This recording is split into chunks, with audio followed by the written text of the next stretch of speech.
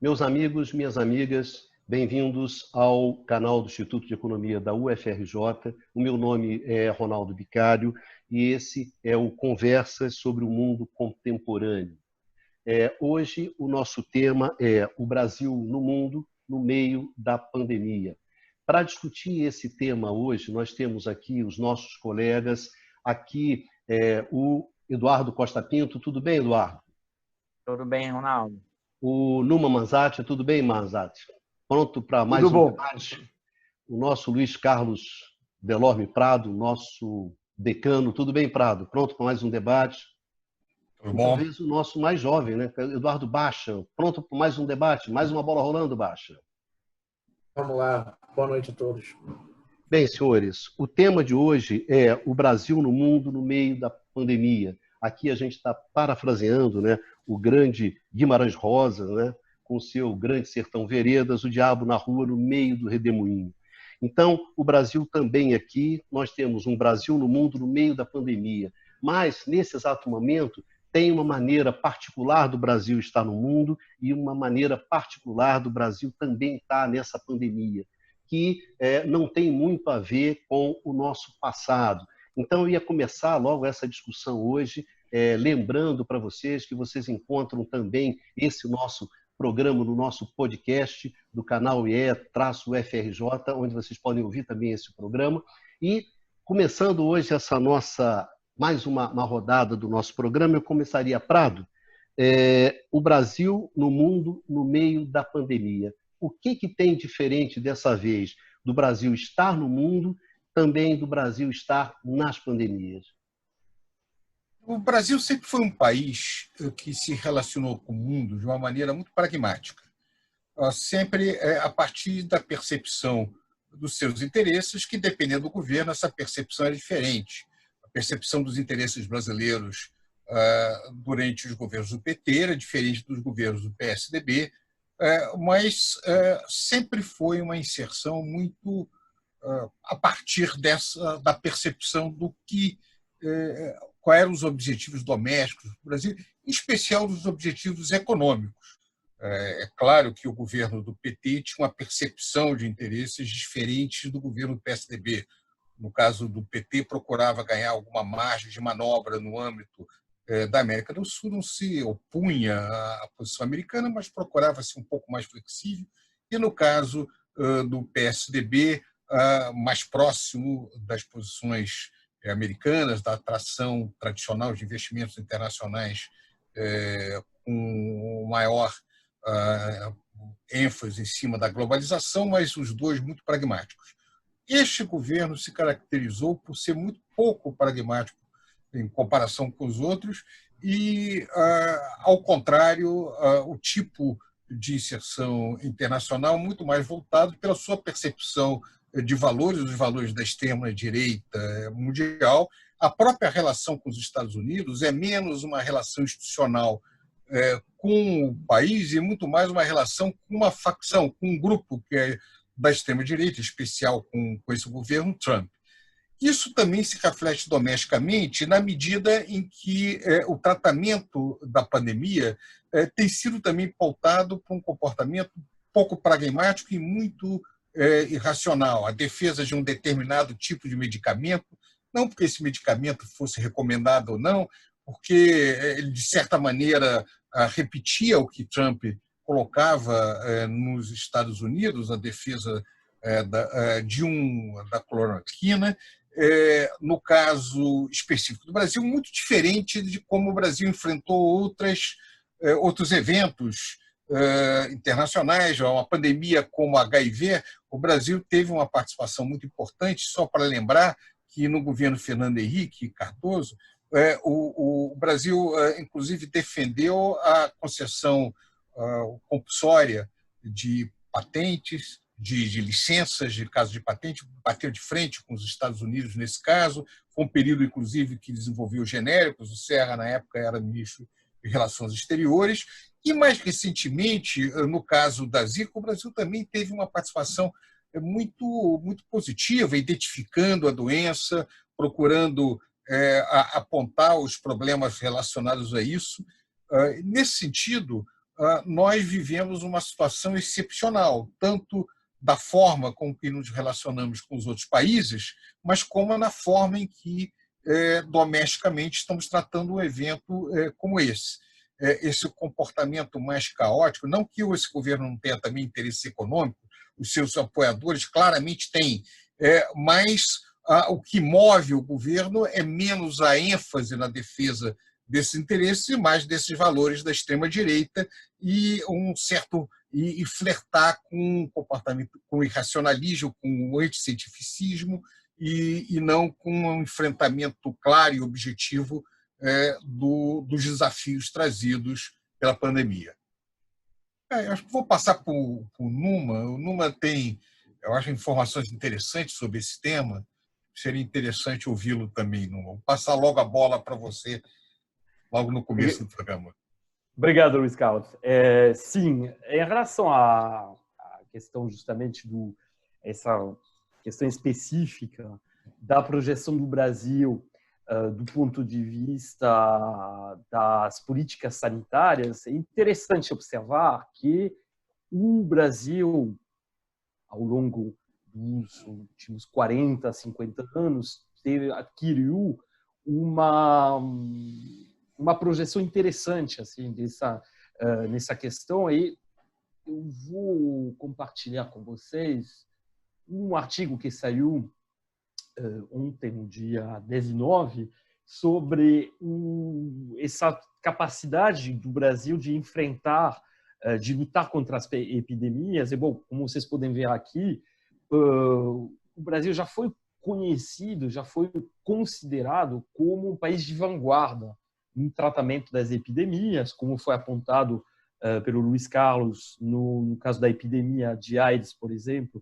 O Brasil adquiriu um know-how, enfim, um conhecimento que foi exportado, inclusive, para países, por exemplo, outros países latino-americanos ou países da África subsaariana.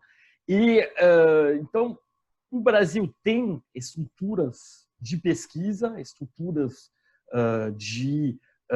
vamos dizer, de enfrentamento de epidemias, como a Fiocruz, por exemplo, mas também como unidades de pesquisa dentro das universidades, particularmente públicas.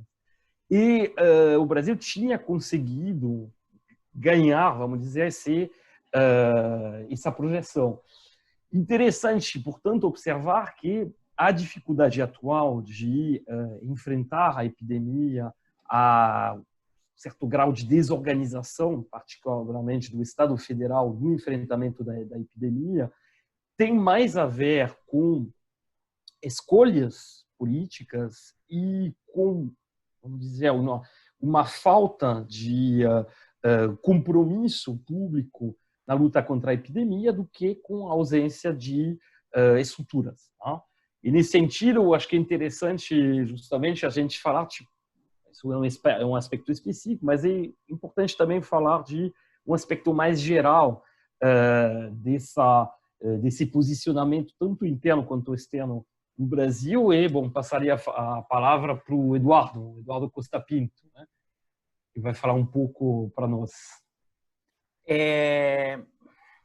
Eu queria, até antes da gente começar a falar aqui, para reforçar um pouco do que está claro, que tem uma novidade muito grande na nossa, tanto inserção de nossa política externa, eu vou citar aqui um artigo do nosso atual chanceler, né? Uma parte do artigo dele escrito em 2017, para a gente entender e para reforçar isso que o Prado falou, nunca antes na história tivemos uma política externa com essa configuração. E que, na verdade, é muito impressionante, porque nesse artigo escrito pelo atual chanceler em 2017, ele diz o seguinte: os Estados Unidos defenderão o Ocidente do comunismo e acharão que, quando o comunismo acabou, estava feito o trabalho, fim da história. Mas nada acabou. A partir dos anos 90, foi-se vendo que o niilismo, alimentado pelo marxismo cultural, tinha se substituído ao inimigo comunista.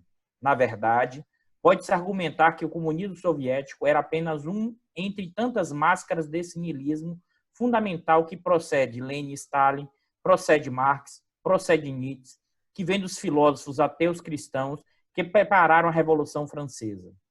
Os Estados Unidos iam entrando no barco da decadência ocidental, entregando-se ao niilismo, pela desidentificação de si mesmo, pela desaculturação, pela substituição da história viva pelos valores abstratos, absolutos, inquestionáveis. Iam entrando até que Trump chegou.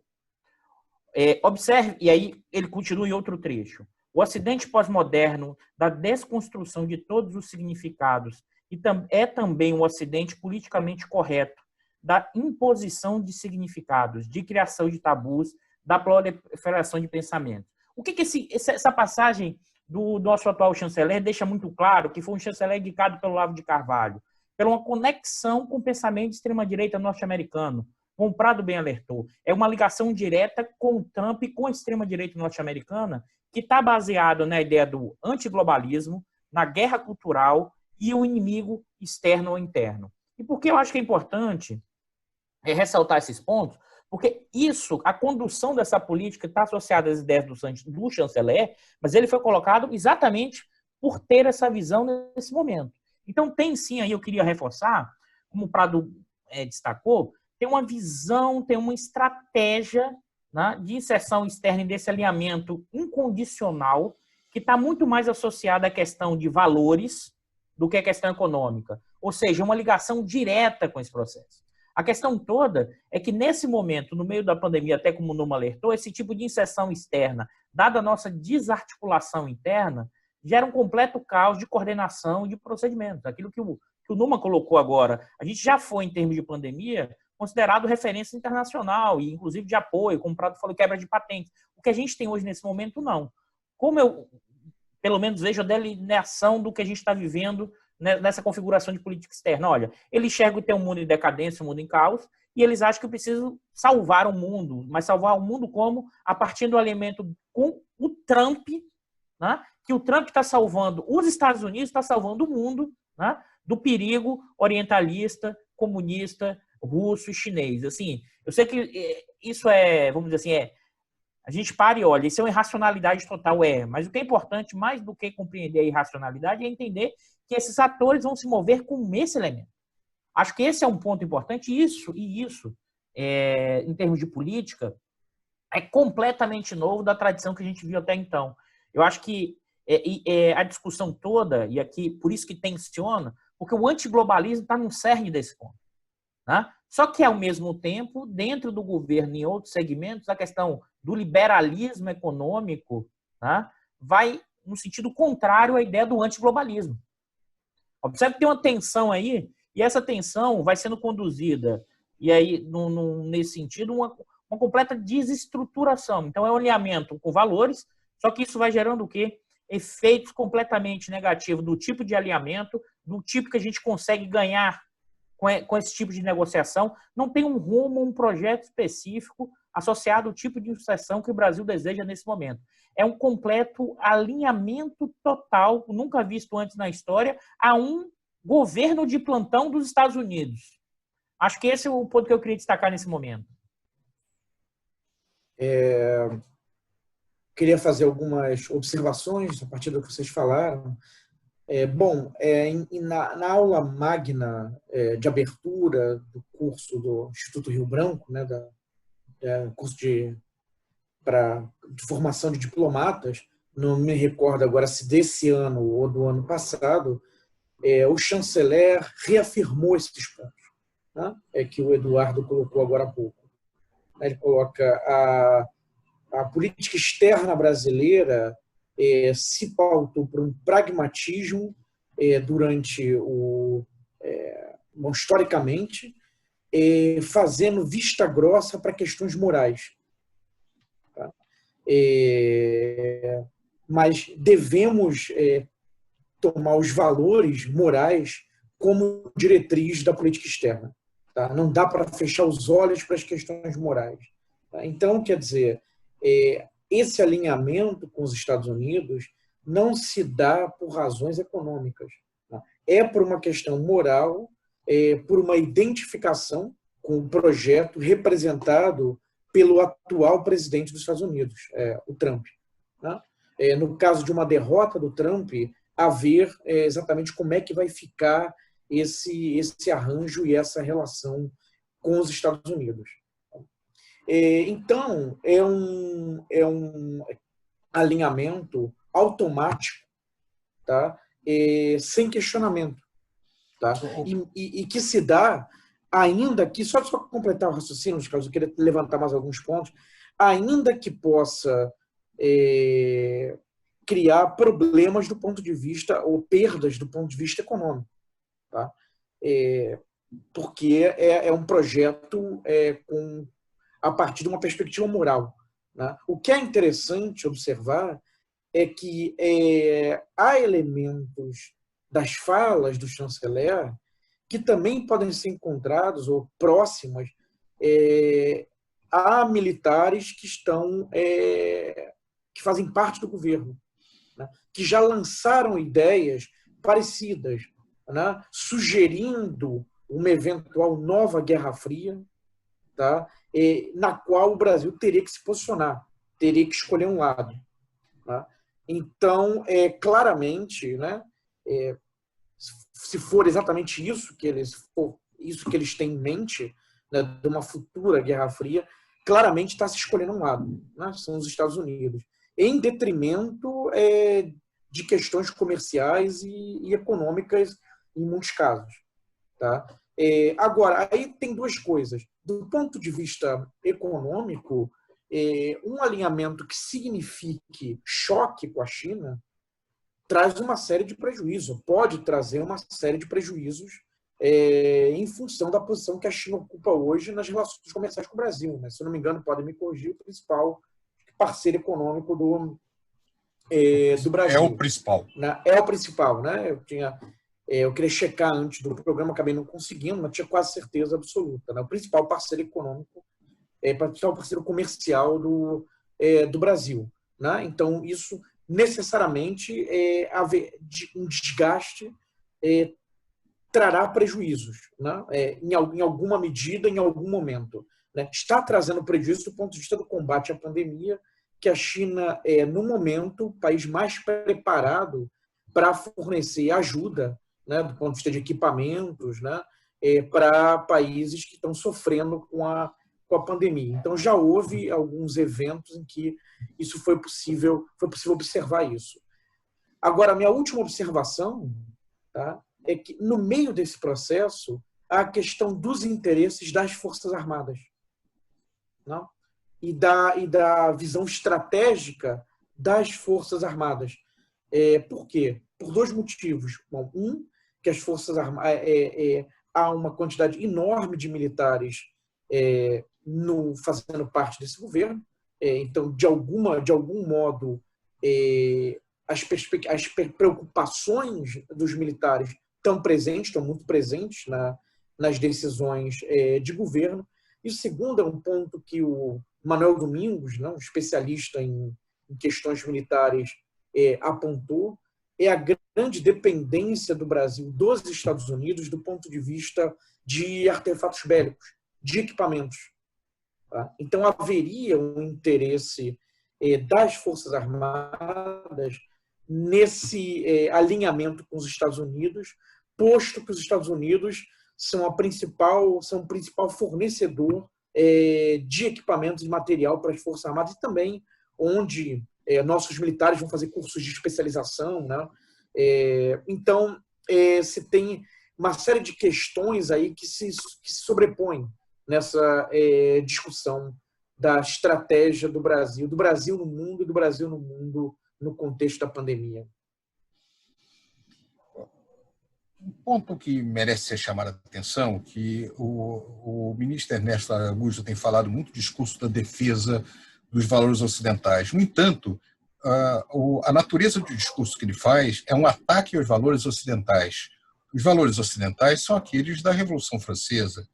É interessante que saiu, não muito tempo atrás, do Jeffrey Tucker, que é um nome importante do Instituto Cato nos Estados Unidos, Instituto Liberal, fazendo um trabalho que ele faz uma crítica ao que eles chamam right-wing collectivism, que é uma crítica justamente a essa visão de mundo defendida pelo Ernesto Araújo e outros, onde chama atenção que Milton Friedman, que Hayek são críticos desse tipo de visão, ao contrário do que coloca. Então, eu queria chamar a atenção que é um pouco estranho essa defesa dos valores ocidentais, que são muito mais próximos da agenda de extrema-direita do século XX, do fascismo, do pós-fascismo e toda a corrente trazida em torno disso. Eu não estou dizendo que eles são fascistas, nada disso. Estou dizendo que, filosoficamente, se aproxima mais da crítica à Revolução Francesa que essa agenda da alt-right, da extrema-direita, e de alguns setores, tanto católicos quanto evangélicos ou quanto protestantes, setores de ultra-direita, fizeram dessa agenda da modernidade, né, do projeto do T.H. Marshall, do projeto e dos grandes liberais do século XX. Por que é importante chamar isso? Porque o tipo de mundo que eles defendem não é muito claro do que eles esperam conseguir. Suponha que a agenda desse grupo de extrema-direita seja absolutamente bem-sucedida. Que mundo seria esse? Seria um mundo sem liberdade de imprensa? Seria um mundo que não teria mais os setores, as liberdades individuais que se colocam, que foram conquistadas ao longo do século XX? Ou seja, diferente da Guerra Fria, onde havia uma vitória possível, essa agenda não tem uma vitória possível. É uma agenda utópica, pouco pragmática e pouco realista. Por isso, Dudu, algumas vezes eu digo o seguinte, é uma defesa do irracionalismo.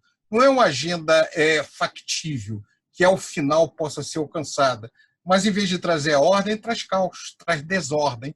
E isso, ao final, é ruim para os negócios, é ruim, inclusive, para a agenda liberal. Agora, Luiz Carlos, queria fazer duas observações. É possível, e acho que você pode até retornar para você, que quando ele fala em defesa do Ocidente, em decadência do Ocidente no período que precedeu Trump, ele esteja fazendo menção, por exemplo, ao Spengler. Oswald Spengler, que tem um dos esteios do fascismo, quer dizer, um dos esteios da crítica à agenda moderna. Exatamente. Mas o trabalho, né, o trabalho principal dele, falava exatamente na decadência do Ocidente. Isso eu acho interessante, o que Dudu chamou a atenção, que isso não é compatível com a agenda liberal, não é compatível com a agenda de Hayek. Claro. Agora, isso é muito estranho no Brasil. É muito estranho porque, na verdade, de um lado tem isso e, de outro lado, tem o Paulo Guedes. Sim. Pois é. Eu queria trazer um ponto que é o seguinte, é pensar como esse elemento está conectado com a nossa política externa e a forma de seção, mas como isso tem a ver também de como o Brasil está no mundo. Porque essa configuração só foi possível porque você tem um governo de extrema-direita. E por que eu estou fazendo esses ganchos? Para a gente entender como o Brasil, na sua inserção, dado o nosso caráter dependente, tá? Ou nossa dificuldade de ter uma autonomia plena, nós quase sempre andamos, em vários momentos, mesmo com uma maior independência, ou mesmo com a política pragmática internamente, seus interesses internos, nós estamos inserindo no mundo numa posição de dependência. Por que eu estou falando isso? Porque a gente está descrevendo aqui, como vocês bem falaram, uma política externa capitaneada pelo Ernesto e pelo governo Bolsonaro, que tem o completo alinhamento com os Estados Unidos. Mesmo nos governos, vamos dizer assim, do PT, que se tentou autonomia, pelo menos na minha interpretação, só foi possível porque você tinha nos anos 2000 o efeito China, que permitiu economicamente, mas não só. A crise dos terroristas dos atentados das Torres Gêmeas. Então, os Estados Unidos teve que resolver problemas internos e abriu brecha para nós outros aqui do Sul ter um certo espaço de capacidade além da política externa. Eu estou levantando esses pontos porque acho que é importante, além dos interesses internos, da projeção da política externa no mundo, onde o Brasil tem inserido no mundo nesse contexto. Porque reforça um pouco das suas falas, mas para mostrar como essa visão tem a ver com o que é a nossa política externa e é diferente de tudo antes, mas é uma visão que tem no mundo e que ela é capitaneada pelos Estados Unidos. Ou seja, ressaltando um pouco que existe no sistema internacional hierarquias. E dada nosso tipo de hierarquia em inserção econômica, militar e produtiva, nós temos uma condição de dependência e essa política externa é afetada por esse tipo de inserção. Eu queria trazer acho que esse ponto importante para quem está nos vendo agora, nos ouvindo. Mas, Dudu, você tem governos de extrema-direita no mundo que não necessariamente negaram a pandemia. Correto? Então, não... Sim. O que eu acho... Mas aí, nesse caso, Bicalho, no caso da pandemia especificamente, o caso brasileiro, a gente tem um alinhamento completo com o trumpismo, com o Bannon. O Bannon, no início, ele colocou que era um vírus chinês, como fosse um ataque chinês. E ele recuou quando viu que o efeito político acontecia. Só que o Bolsonaro avançou tanto nesse discurso que ele não teve mais como recuar. O Trump, em parte, recuou, parcialmente. Eu estou dizendo que, no nosso caso, a gente tem um país que tem independência externa, mas tem a posição da escolha do governo atual de um alinhamento incondicional com o governo Trump e com essa política de extrema... Eu acho que nem o Trump, né, se alinha tanto com as ideias da extrema-direita norte-americana como o chanceler, como o clã Bolsonaro nesse alinhamento dessa visão. Acho que aí é onde estão as nuances desse processo. E aí, mas tem uma observação só. Se é uma estratégia de ser completamente satélite no âmbito dessa, digamos, visão de mundo, dessa agenda, uma mudança de governo nos Estados Unidos pode deixar o pessoal aqui desorientado. Né? Eu queria voltar à questão... Só perguntando para o Numa, mas a posição da extrema-direita na França não é de negação da pandemia? Não.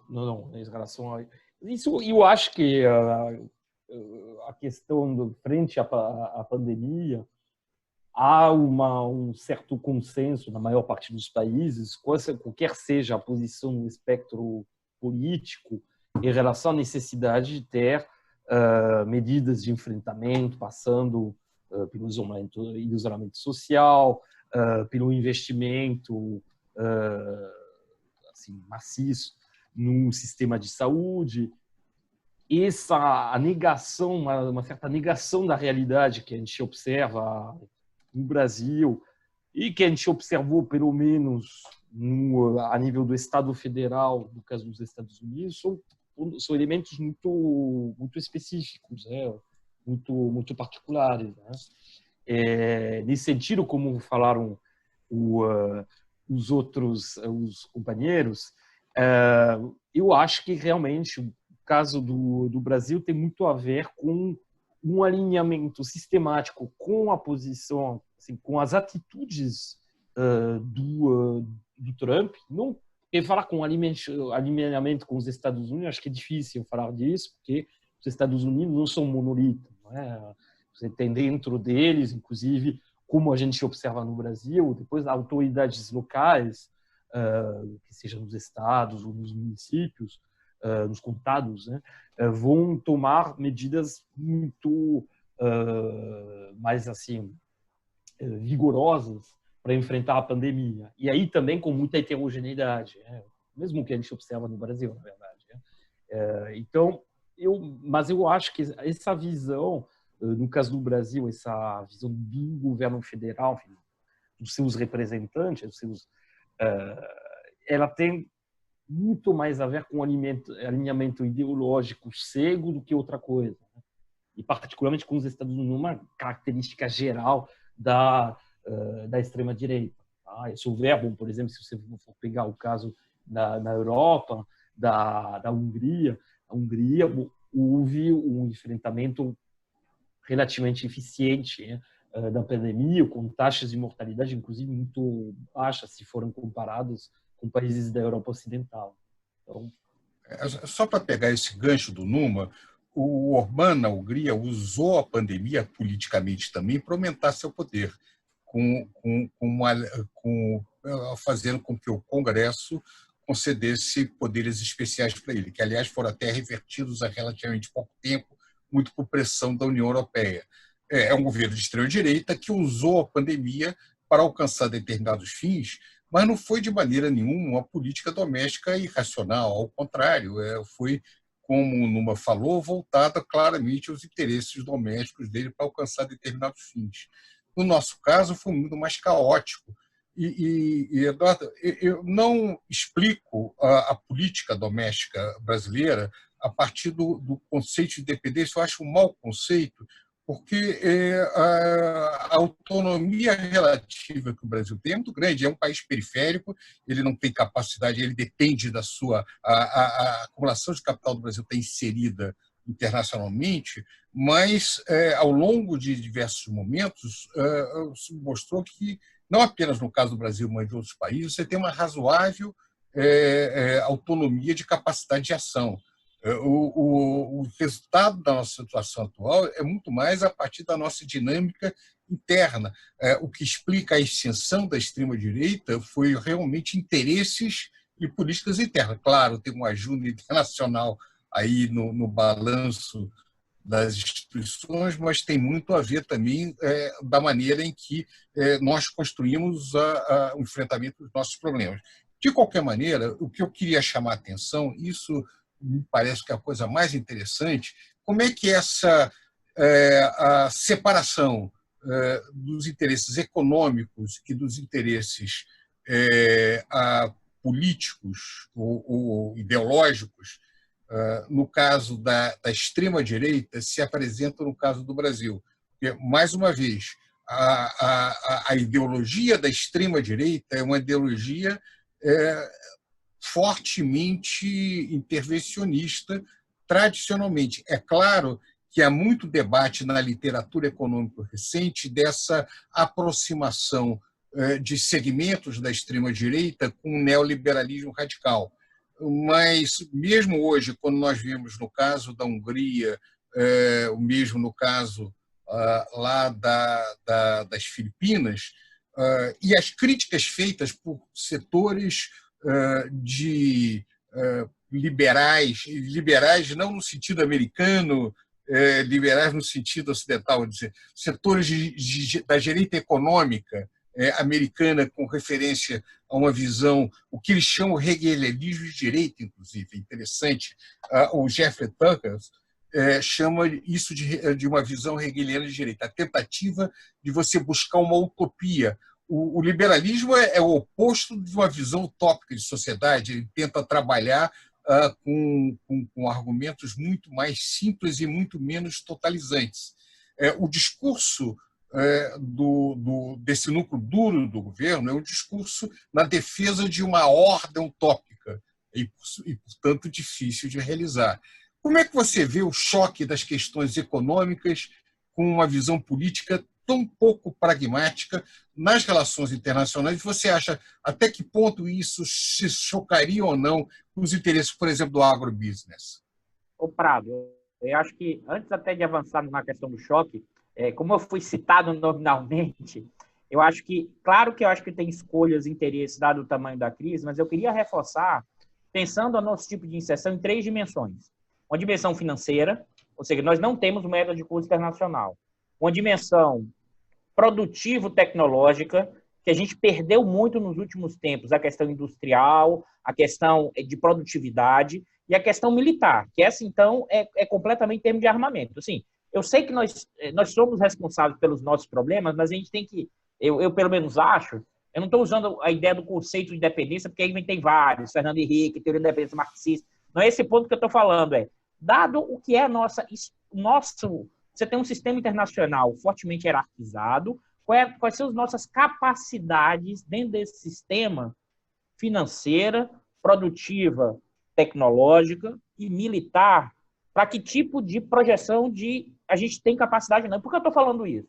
Porque se você pensar historicamente, os governos do PT eles tentaram projetos mais autônomos, né? Uma inserção externa, BRICS, construção de espaço, vamos dizer assim, sul-americano dentro das Américas, que é uma estratégia norte-americana que sempre enxergou a América inteira como seu quintal, a questão do pré-sal e outras discussões, e você caminhou estratégia de defesa e você desmanchou muito rapidamente.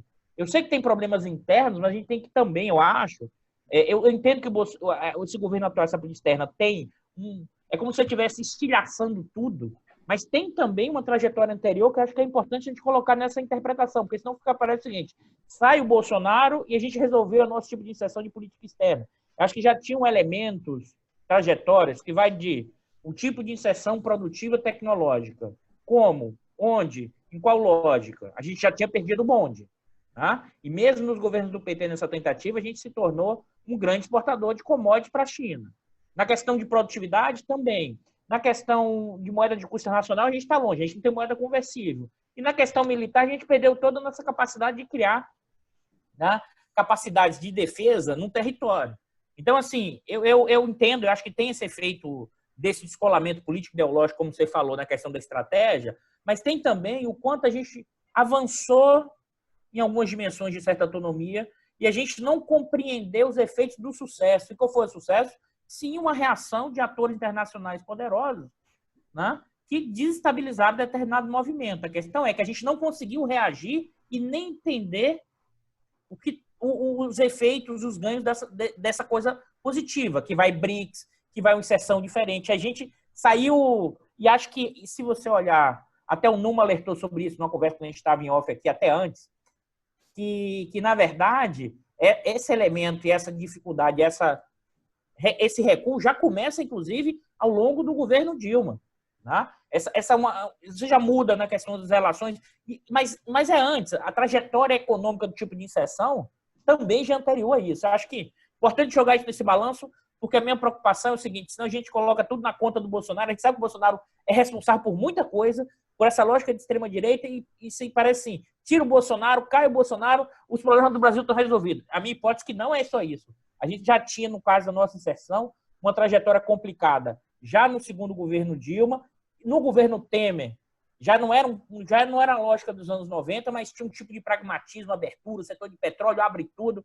Sabe assim, já não era aquela lógica dos 90. Eu queria trazer isso para o debate aqui, antes da gente começar a entender as contradições que esse tipo de política do atual governo, que é alinhado com a extrema-direita, pode gerar de efeito. Eu não sei o que vocês acham disso. Acho que o Pacha tem muita coisa a falar sobre isso daí. Ele está calado aí, acho. Eu tenho só algumas observações.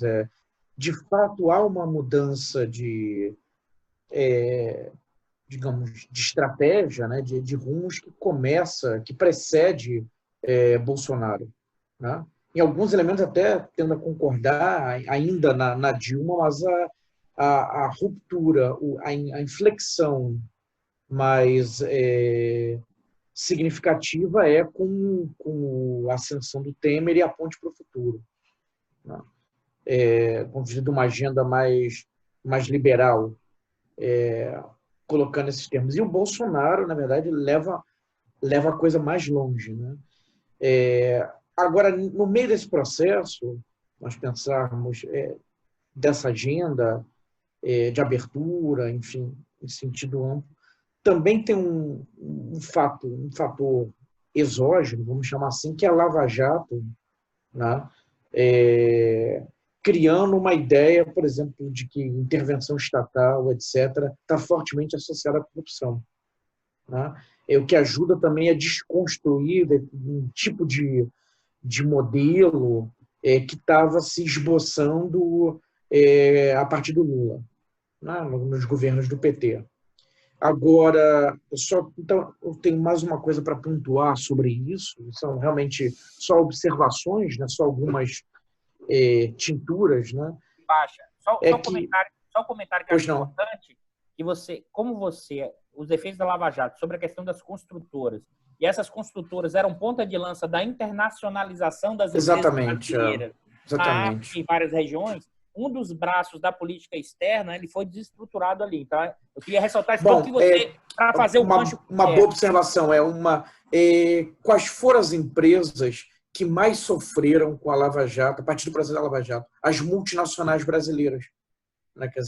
As empresas, algumas das empresas mais importantes, mais internacionalizadas do país. Né?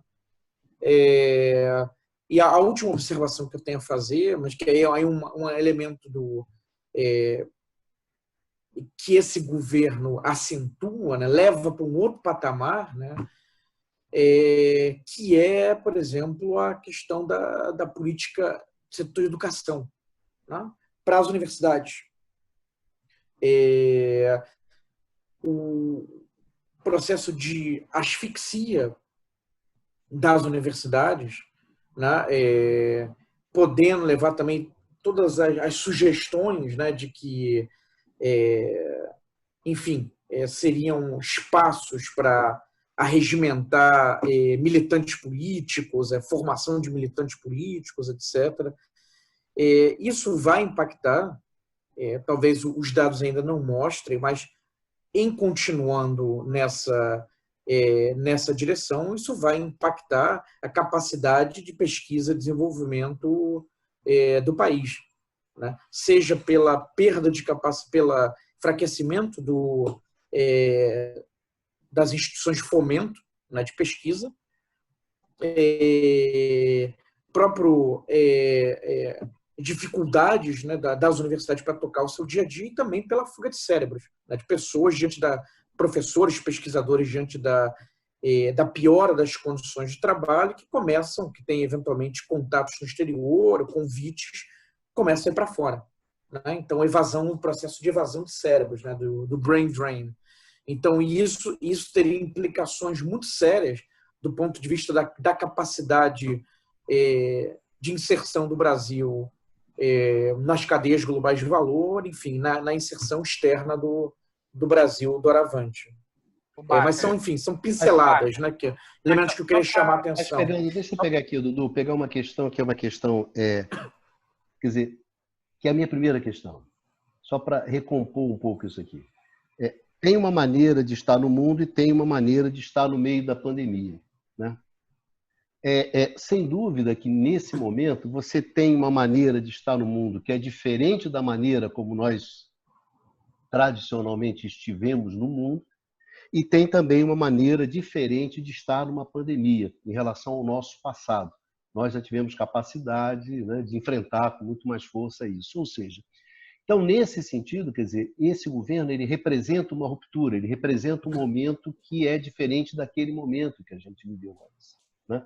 Então, o que eu estou perguntando é quais são, quer dizer, os desdobramentos disso, né? Porque, evidentemente, que você pode estar no meio da pandemia, por isso eu perguntei para o Neumann, a Frente Nacional, a extrema-direita francesa, está no mundo de uma maneira, mas está no meio da pandemia, digamos assim, diferente da maneira como a extrema-direita brasileira está no meio da pandemia.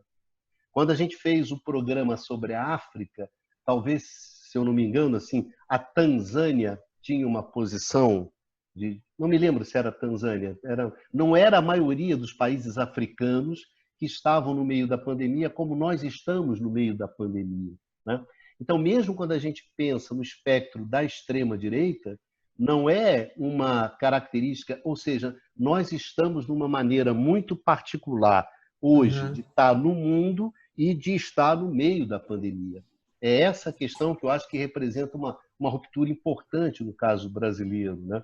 Era isso que eu acho importante desse programa, chamar a atenção. Se nós estamos pensando, terminar baixozinho, se nós estamos pensando, na verdade, desse programa, né, nós estamos pensando o Brasil no mundo, a maneira do Brasil estar no mundo, então, evidentemente, que nós estamos no mundo de uma forma diferente. E mais do que isso, quer dizer, estamos na pandemia de uma forma mais diferente ainda, quer dizer, a não ser países da África, alguns países, né, porque a maioria da África não reagiu dessa maneira.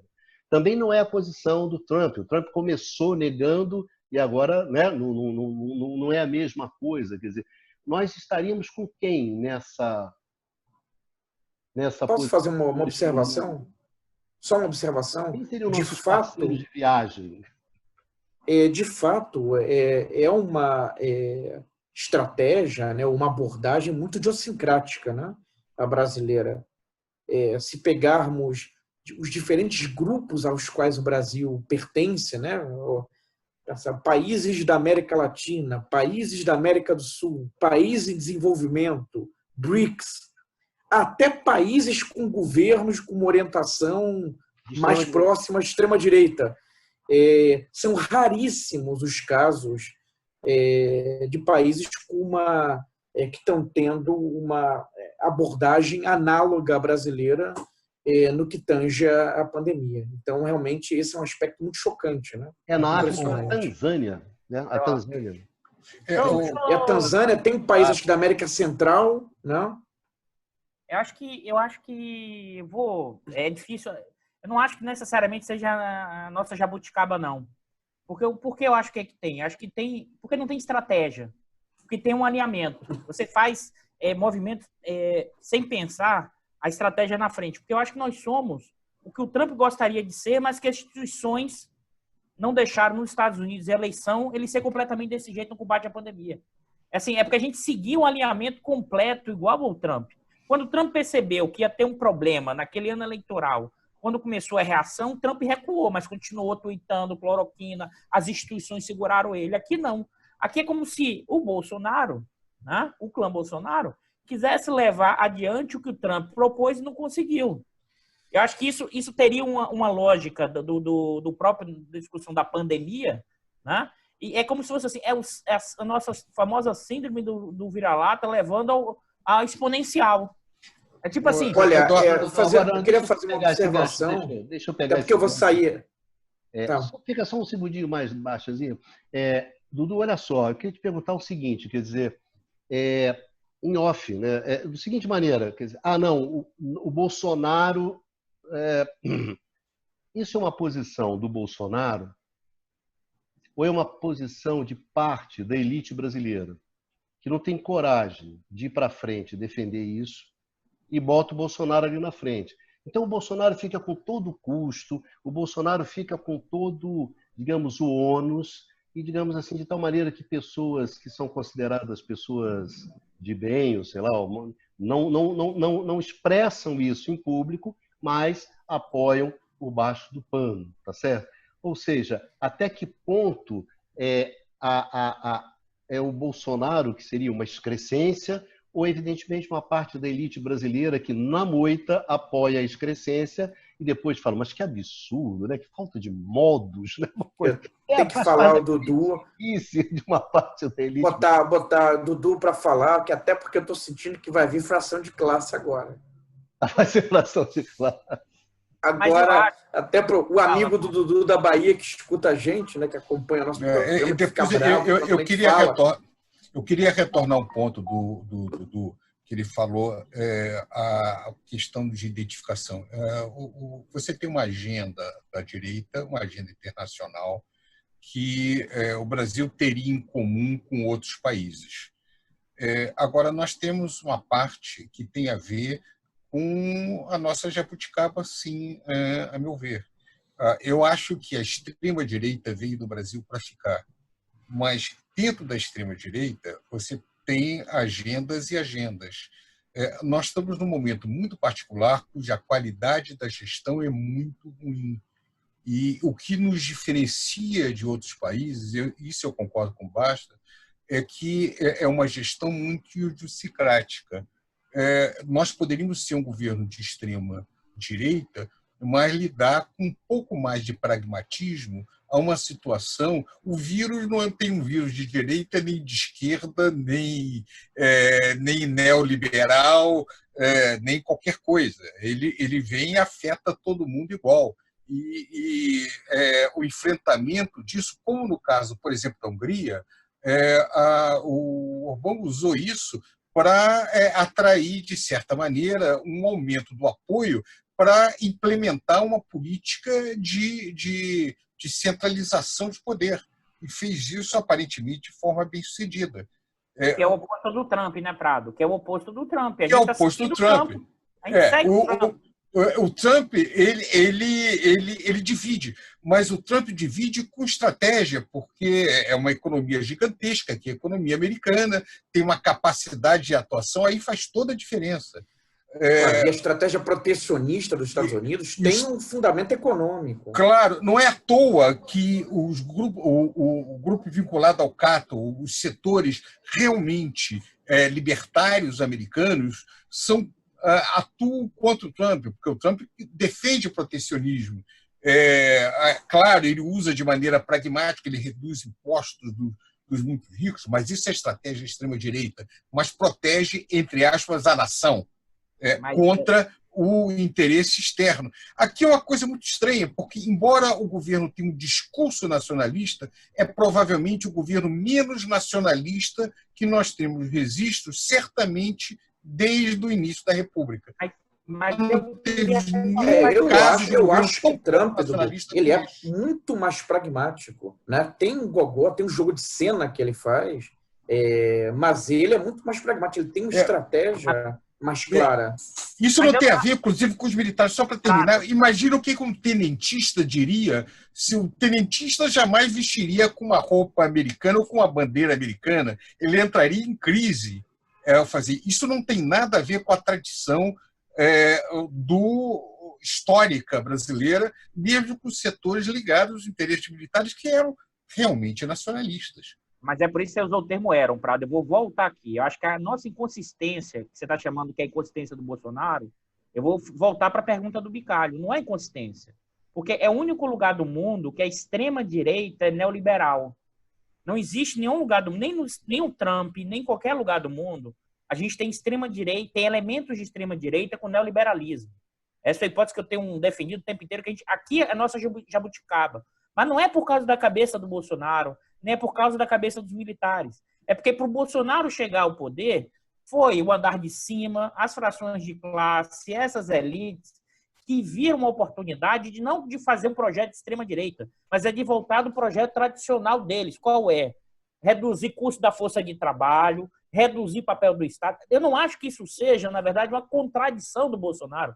Na verdade, isso expressa a contradição da coalizão e do bloco que se formou, e aí parece que é contraditória a política externa com a política interna. Não é.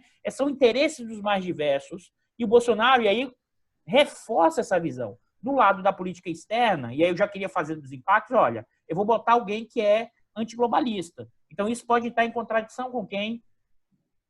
Com uma parte do agronegócio. Por quê? Por nada. O agronegócio está pensando no seguinte, se eu vindo para a China, isso pode ter uma retaliação da China, como o Baixa bem alertou. Então, estou preocupado com o business. Mas eu mantenho. Tem uma parte do agronegócio que diz, não, isso pode me afetar. Mas tem uma outra parte do agronegócio que não é tão exportadora, que quer essa porrada, que quer dar bala do MST, que quer dar porrada na população. Então, assim, tem contradições e inconsistência da política do Bolsonaro, mas é muito mais do que uma vontade do Bolsonaro, e como me parece que representa interesses internos e externos. E aí, para reforçar o argumento, que é assim, o alinhamento total, eu acho que é o alinhamento descabido, porque não tem a estratégia, como você falou, Baixa. O Trump ainda pensa um passo 2, 3. O Bolsonaro só pensa o passo 1. Então eu sigo, colo. Só que eu colo achando que vou fazer o que o Trump pode fazer, e a gente não pode. Por quê? Porque a gente não tem capacidade financeira, tecnológica e produtiva para fazer o tipo de política que o Trump faz, né? E das reações e seus impactos, que é tipo assim, o Trump falou, vou sair da Organização Mundial de Saúde. Aí Bolsonaro vai querer imitar. Os Estados Unidos doam dinheiro para a Organização Mundial de Saúde. A gente deve à Organização Mundial de Saúde. Então, são essas dimensões que eu acho importante, provocações para a gente ampliar esse debate. E aí já deixa eu fazer uma pergunta para o Dudu, que tem a ver com a sua fala. Mas que grupos são esses? Né? E tem a ver com a tua pesquisa. Né? Porque em 64, né? Quer dizer, grupos do empresariado que apoiam, né? O golpe militar, né? Ali o projeto era de industrialização. Né? Então, que projeto é esse hoje? Que grupos são esses hoje? Que elite é essa, né? Que cerca Bolsonaro, enfim, que tem interesse nessa agenda? Eu acho que isso é importante, Bach. Só para continuar a pergunta, só um ponto. Curiosamente, Prado. Vai, Prado. Só curiosamente, para o Dudu continuar a responder, o presidente do Banco dos BRICS agora é Marcos Toio, é brasileiro indicado no governo Bolsonaro pelo Guedes. É só um pequeno detalhe, como é complicado esse negócio. No momento que você é tão contra a China, através da rotação lá, das negociações, etc., o presidente do Banco de Desenvolvimento, né, sediado em Xangai, dos BRICS, é um diplomata brasileiro que, em tese, está botando lá uma política que é muito influenciada, não poderia ser diferente, pela visão de mundo da própria China. Né? Como é que você vê essa confusão toda aí? Porque o que eu acho, assim, como eu enxergo que é essa projeção, essa política externa? Eu acho que primeiro, a projeção e a capacidade de projeção da política externa depende de que posição você está na hierarquia do sistema internacional. É sua capacidade de implementar o que você quer. E a gente não tem essa capacidade plena. A gente pode até... E por isso que você bem falou, Prado, a gente opera no multilateralismo. Por quê? A gente defende o multilateralismo porque a gente não tem poder para impor a nossa vontade. Claro, Então, o multilateralismo interessa a países médios como o Brasil. Não é à toa que nós sempre defendemos esse caminho. Só que a política externa, que é uma política de Estado, ela projeta os interesses dos grupos e de frações de classe dentro do Estado, e isso é projetado no sistema internacional, ou seja, como por exemplo, foi aquilo que você falou, Baixo, a internacionalização das empresas. Então, você tinha um projeto que estava vinculado ao BNDES e você tinha uma projeção das multinacionais brasileiras no exterior. Isso o mundo faz. Por exemplo, agora mesmo, a China toda hora financia a entrada de capitais. Como os Estados Unidos agora, parece que está saindo, vai financiar com crédito capitais vindo para o Brasil. Ou seja, você tem... Isso é uma estratégia que faz parte desse processo. E aí eu queria juntar com essa coisa do grupo de interesse, que é o seguinte, eu não acho que seja apenas uma descoordenação. Eu entendo. A gente tem hoje, nesse momento, na política externa, um embaixador sem noção. Eu vou afirmar isso. Dado o que eu acabei de ler para vocês no programa. E você tem um conjunto enorme. Mas eu acho que tem umas tensões enormes. Aqui eu queria reforçar isso, que é o seguinte.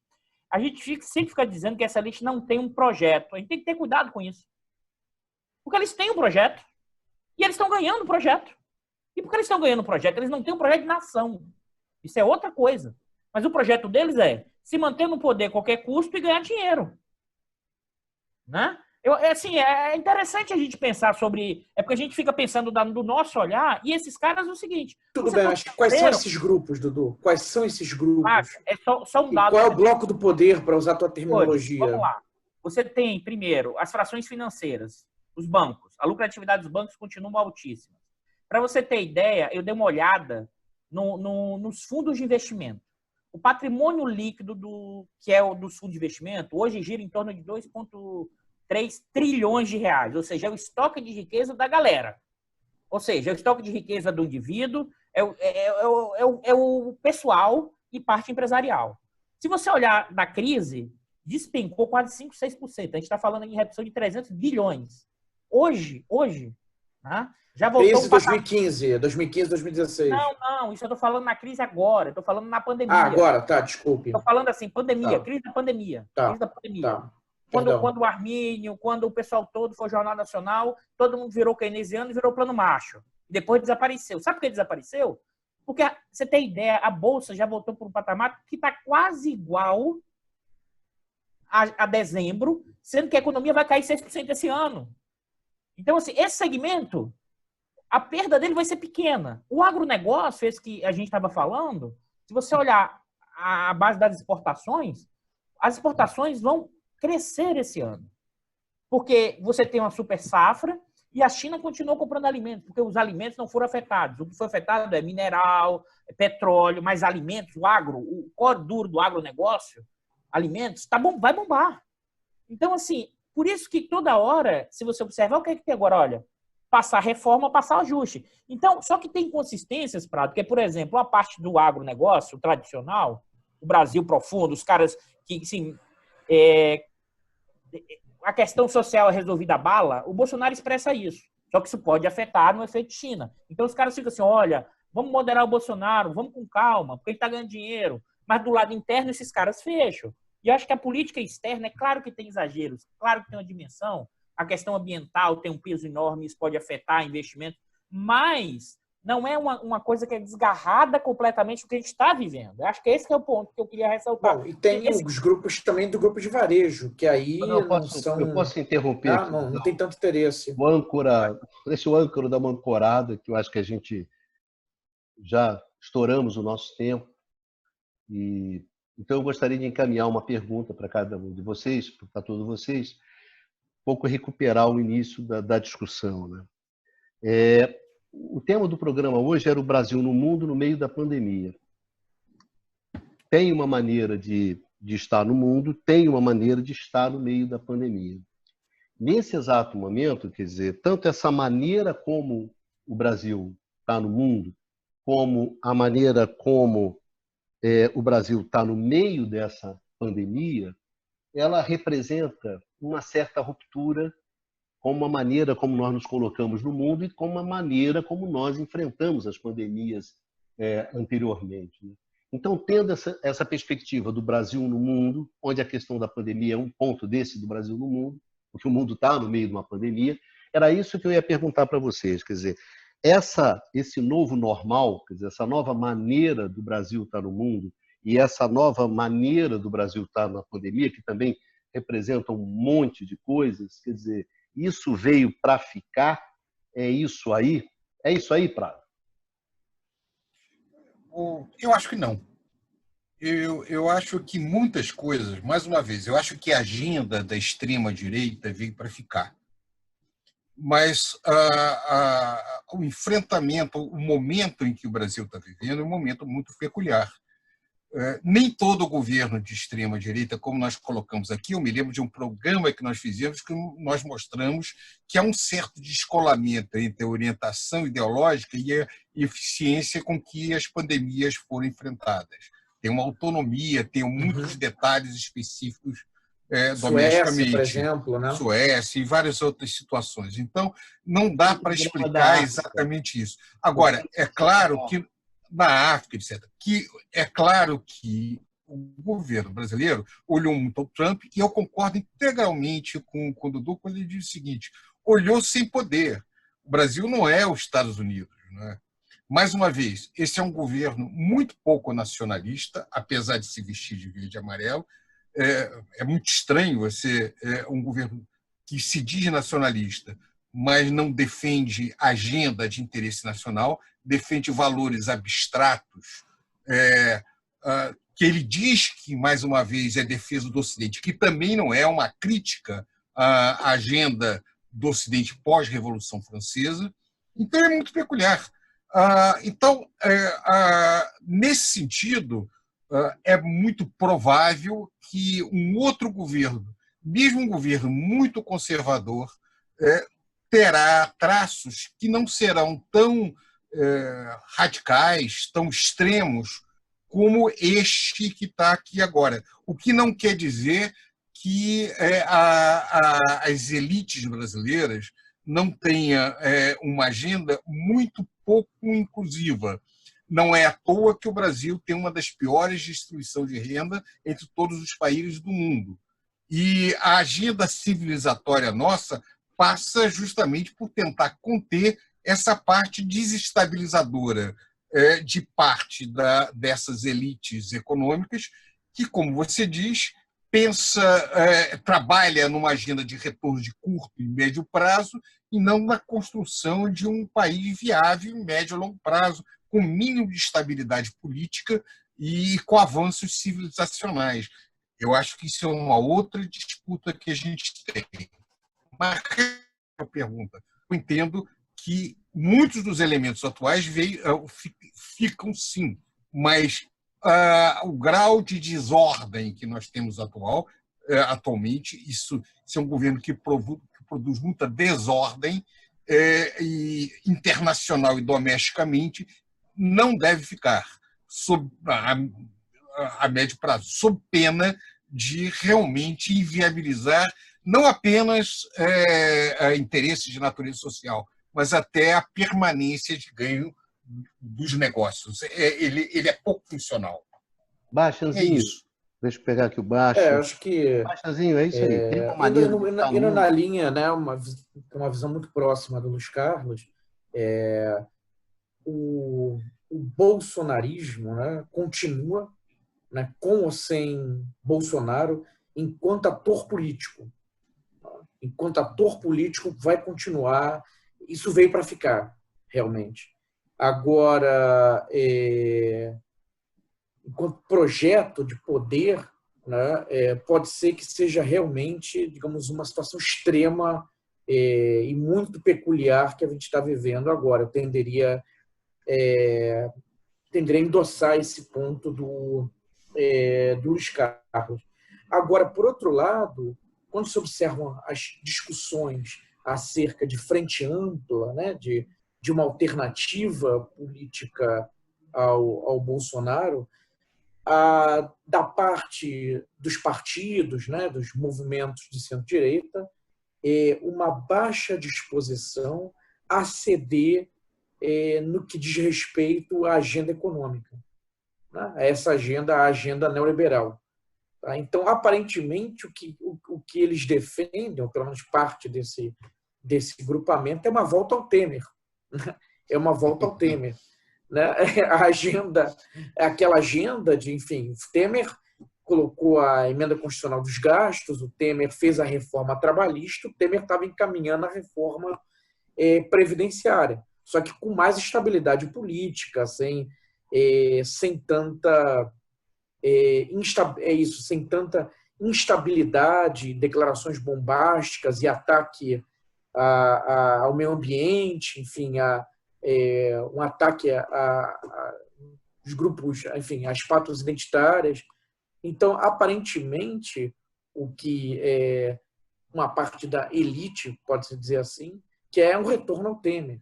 E aí, realmente, o que isso tem a oferecer do ponto de vista de um projeto de país e para segmentos da sociedade de mais baixa renda é muito pouco ou nada.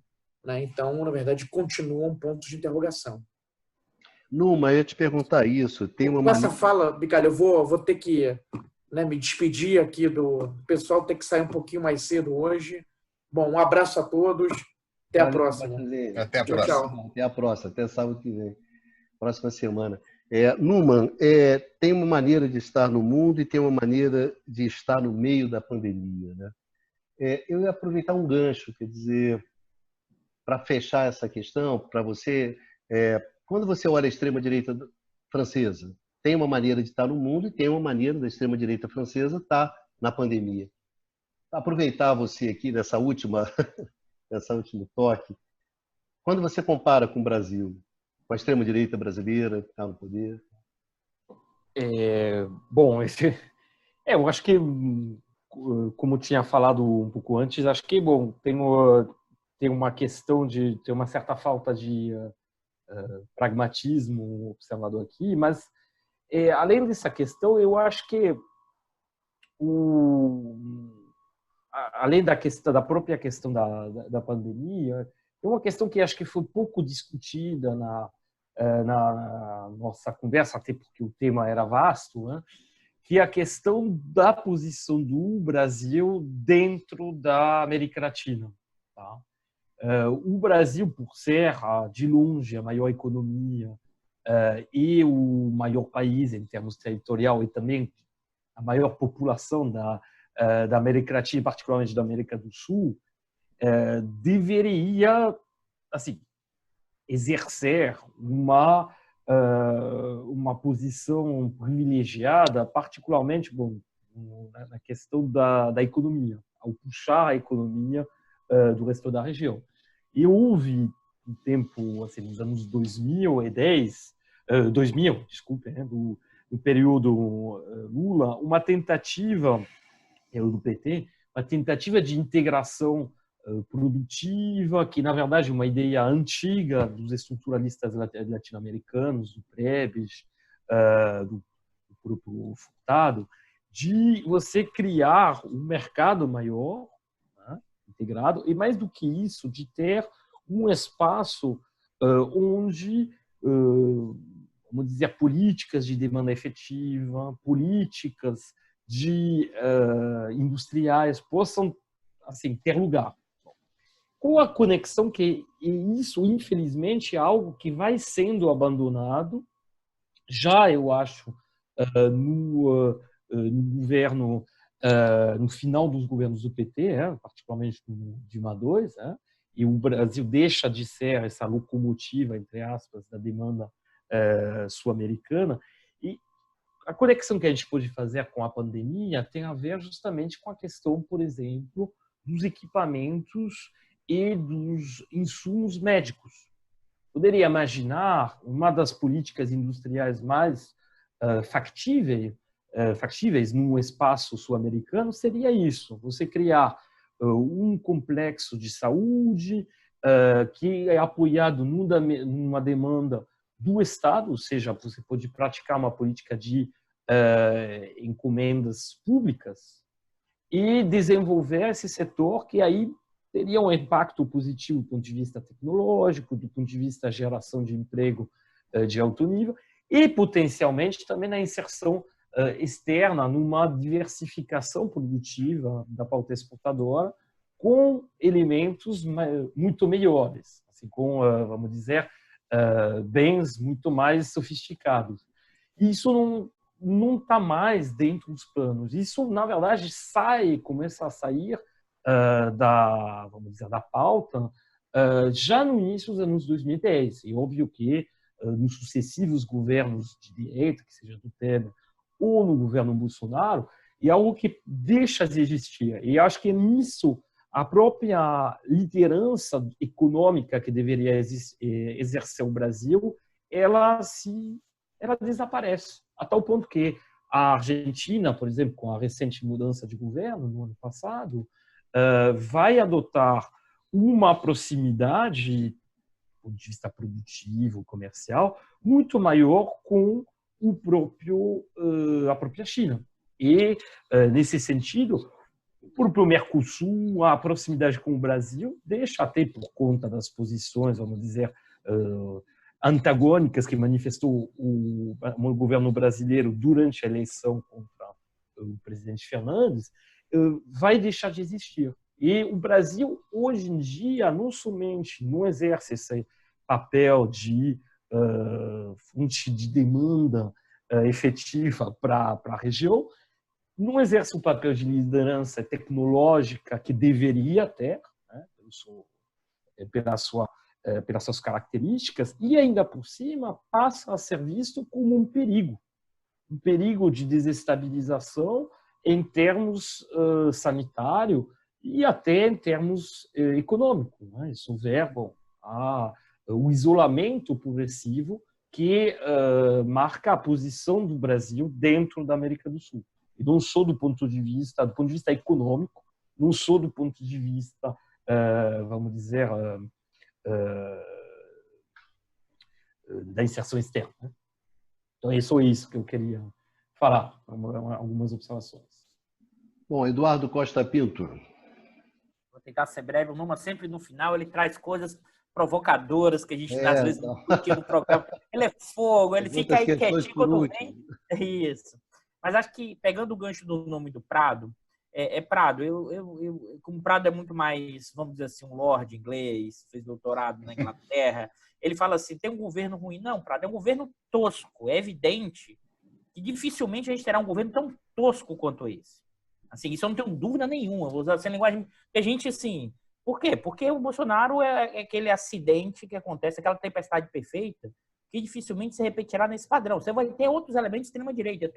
Eu falo assim, ele repete o Trump. Quando o Trump muda, ele não consegue voltar atrás e repetir o Trump. Então, ele consegue ser mais trumpista que o próprio Trump. Então, assim, isso é a tosqueira. Porque ele não consegue ver o segundo passo, ele só sabe o primeiro passo. Então, eu queria reforçar isso, porque é evidente que a gente vai ter... Assim, bom, sempre é possível estar pior, mas se for possível que o Bolsonaro, aí só Deus sabe, aí só Deus, oxalá, o que você possa acreditar, mas aí eu não tenho nem ideia do que seja. Mas, assim, sendo sincero, é a tosqueira total. É a tosqueira que se reflete no combate à pandemia, é a tosqueira que se reflete na questão ambiental e todos os seus impactos e efeitos que nós nos tornamos, nesse momento, um par internacional. Porque até antes, se você olhar em outros momentos históricos, a gente não era considerado. Em alguns momentos, a gente melhorou a autonomia, passou a ser... O Brasil passou a ter um... E agora, não é que a gente voltou ao que era antes, que era a gente virou párea internacional. E aí acho que o Numa trouxe uma reflexão que é importante na discussão do tipo de inserção em relação na América do Sul, o que você tentou enquanto projeto, o quanto você tentou na relação dos BRICS, ou seja, o quanto você se inseriu nos organismos multilaterais. Né? Então, nesse sentido, E aí, para a sua pergunta, Bicalho, a gente está no meio do redemoinho, né? No meio da pandemia, e o Bolsonaro faz o quê? Aumenta a porcaria do redemoinho. Ou seja, a gente fica mais perdido ainda no meio dessa história. Então, isso amplia, dificulta ainda mais o nosso cenário. Mas aí eu queria reforçar. Quando a gente conseguiu avançar, a gente não entendeu o impacto disso do sucesso. Por que eu estou querendo deixar isso claro nas relações internacionais?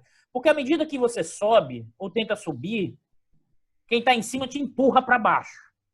Tá? Porque não dá para ficar todo mundo lá em cima.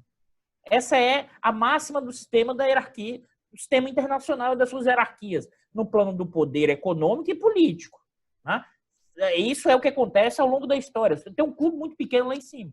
E a gente tentou subir um pouquinho. Isso vale da nossa inserção na América do Sul, isso vale do alinhamento com os BRICS, isso vale, que a gente nem citou aqui, a negociação lá atrás na questão do Irã, que os Estados Unidos ficou muito bravo com essa situação. Isso vale da forma como a gente negociou no leilão de Libra, no pré-sal em 2013, aumentando, e as empresas norte-americanas ficando boicotando.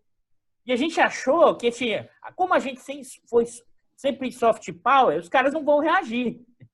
E os caras reagem. Não reagem não é porque é Estados Unidos. É por quê? Porque no sistema internacional tem reação. E aí, acho que juntando o que você falou, Prado, o problema é que a gente não estava preparado, ou as nossas elites não queriam, ou no caso ainda o governo PT achou que dava para ficar levando um gogó. Né? E não é assim que funciona nessa arena. É a força, o convencimento, mas é a força também. Então, assim, e para fechar, essa trajetória já vinha acontecendo e o Bolsonaro é o quê? É o efeito maior disso. É uma situação na questão da política externa e interna que leva a completa degradação. Né? Eu acho que isso é o que eu queria destacar. E aí, eu concordo, a extrema-direita tem outra... A gente está com assim, a tosqueira da tosqueira da tosqueira que seria possível numa lógica de extrema-direita. Né? Eu vou ser muito claro, assim, tem que rir para não chorar da nossa situação. E no meio da pandemia, isso reflete também no nosso tipo de combate, o que é a pandemia atual. E aí mais, reforçando, isso para mim reflete o projeto dos nossos setores dominantes. Porque eu não acho que seja um projeto, é um projeto. É um projeto que, se você olhar, está na origem da nossa lógica escravocrata e da manutenção das relações desiguais, está na origem que, mesmo quando a gente industrializou, a gente se industrializou e a gente conseguiu subir na hierarquia do sistema internacional, mas não incorporou o andar de baixo quanto projeto de nação. E o que a gente está vendo agora é novamente isso, só que é uma lógica que é o seguinte: agora eu nem estou preocupado com o terceiro passo ou o quarto passo, como diz o Prado, o médio prazo. Agora o que vale é o seguinte: estou alinhado, o Bolsonaro atrapalha um pouco, mas se não atrapalhar, a gente usa ele até passar as reformas. Na política externa, o chanceler é maluco, tem problema, mas se a gente continua vendendo para o chinês ganhar dinheiro, segue com ele por enquanto. Então, esse setor dominante só tirará o apoio mesmo da política externa bolsonarista do nosso atual chanceler, se tornar muito disfuncional, porque, por outro lado, tem uma parte que está ganhando com esse jogo, senão o pessoal já tinha botado a boca no trombone e o Bolsonaro já tinha caído há muito tempo, como aconteceu no golpe parlamentar de 16. Acho que é isso que eu queria reforçar. Bem, senhores, obrigado aos nossos amigos, né, às nossas amigas que nos acompanharam até aqui nessa discussão. Né? O tema de hoje foi justamente o Brasil no mundo, né, no meio da pandemia. E agradecer muito ao Numan, ao Luiz Carlos Prado, ao Eduardo Costa Pinto, né, também ao Eduardo Baixa, né, que saiu mais cedo, por essa nossa nossa discussão, enfim, esse é o nosso 11º programa, né? A gente pensou que ia fazer um só, né? Bom, já conseguimos fazer 11, que é essa discussão, na verdade, sobre o mundo contemporâneo e o Brasil no mundo contemporâneo. Né? A discussão hoje foi exatamente desse Brasil no meio dessa pandemia, no meio do mundo, né? E ao que parece uma maneira de estar no mundo e uma maneira de estar na pandemia que era uma maneira era uma maneira diferente daquela nossa maneira, digamos assim, tradicional, de uma maneira, de uma forma ou de outra, de tanto estar no mundo, de tanto enfrentar as pandemias, né? E aqui o Dudu chamando no final, talvez esse seja o novo normal, né, Dudu, de nós estarmos no mundo, ou ou não, né? Ou sempre estivemos no mundo dessa maneira. Agora, Dudu, sem dúvida, a maneira de estar nas pandemias, essa vez, é diferente das outras. Isso, sem dúvida, a nossa tradição de saúde pública, etc., de grandes figuras que nós tivemos, essa maneira que nós estamos nessa pandemia, nada tem a ver com a tradição nossa de saúde pública, etc., de grandes figuras que nós já tivemos. Bom, então, agradecendo ao Numa, ao Dudu, ao grande Luiz Carlos Prado e ao Bastianzinho, que já saiu mais cedo, dar uma boa noite, bom dia, na hora que você estiver vendo esse programa. E na semana que vem, a gente volta mais uma vez com esse programa, né, que é a conversa sobre o mundo contemporâneo, no canal do Instituto de Economia da UFRJ. Enfim, se cuidem, vida que segue e semana que vem nos vemos.